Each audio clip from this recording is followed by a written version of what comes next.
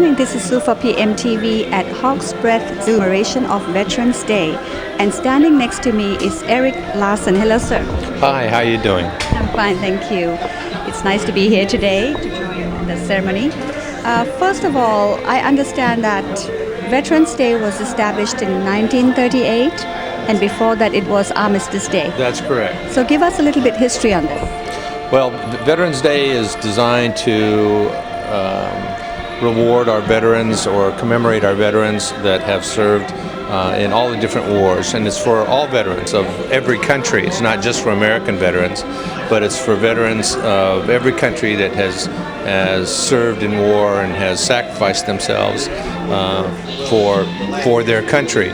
And so even though it's our commemoration is for American veterans, we also recognize veterans of all countries that have sacrificed themselves to defend their people and their countries. And you're holding a ceremony today to commemorate the day. What will be in the ceremony? The ceremony is actually quite brief. We have our salute to our flag. We will play our national anthem.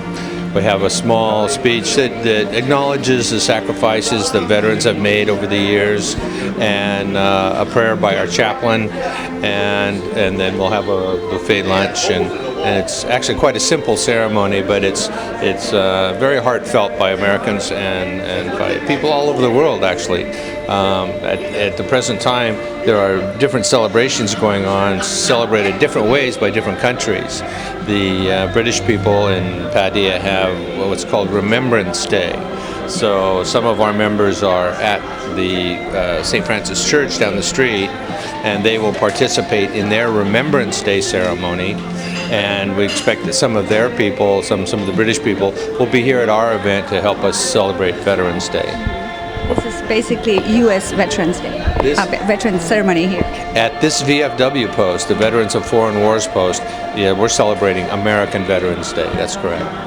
Okay, so tell us a little bit about VFW post 9876. Okay. The Veterans of Foreign Wars is a nonprofit organization. They are all American veterans. A requirement for entry into the Veterans of Foreign Wars is that you have actually served in an area of combat.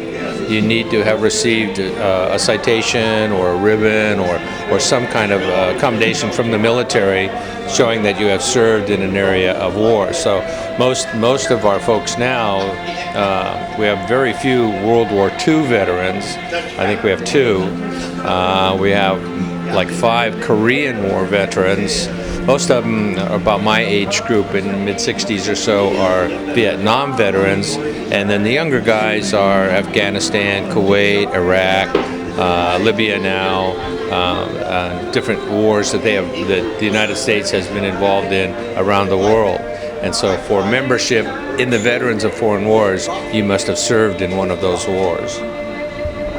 And what do the members do throughout the year? Do you have activities going on? Yeah, we make the various charities and orphanages, that kind of thing. We participate in the Jester's Fair every year. Of course, this year got kind of rained out. It was unfortunate, but every year we participate in the Jester's Fair. We've built additions on orphanages. We put in like basketball courts or playground equipment, soccer equipment, that kind of stuff. So we try to help children and people that are in need. Our main probably service is service to veterans. So like widows of veterans of foreign wars or just American veterans come to us, and we help them collect the benefits that the American government entitles them to. So basically serving the communities, either the local community or the veterans' families. Right. Yes. Yeah. We've been working on the flood relief as well. We have an auxiliary group, the American Veterans Wives Club. They've been very active in collecting things, clothing and food and stuff for the flood victims, and they kind of correlate here and collect their stuff here, and so we try to do what we can to help the community. How many members do you have? We have 450 members. Here, over here. In the post. Probably in Padilla we have maybe 150. We have members of our post all over the world, and living in the Padia area are probably 150. Active in the post that actually participate in our meetings and that kind of thing, probably about 70 members that come and go and are active in the post.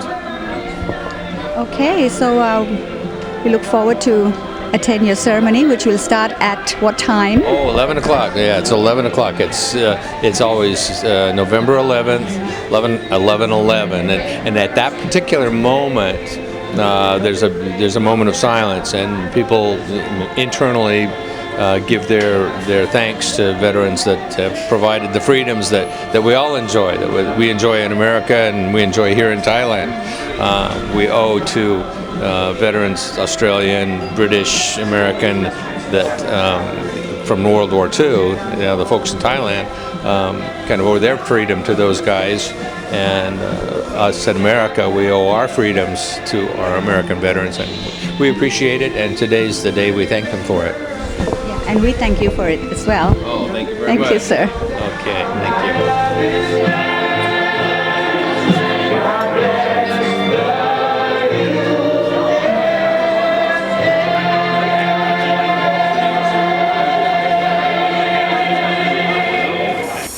I pledge allegiance to the flag of the United States of America and to the republic for which it stands, one nation, under God, indivisible, with liberty and justice for all.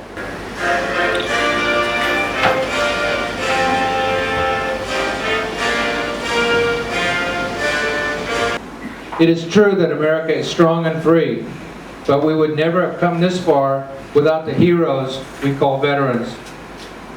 Today we have the privilege of honoring this very special group of Americans whose service spans every decade of our country's existence. We owe a great deal.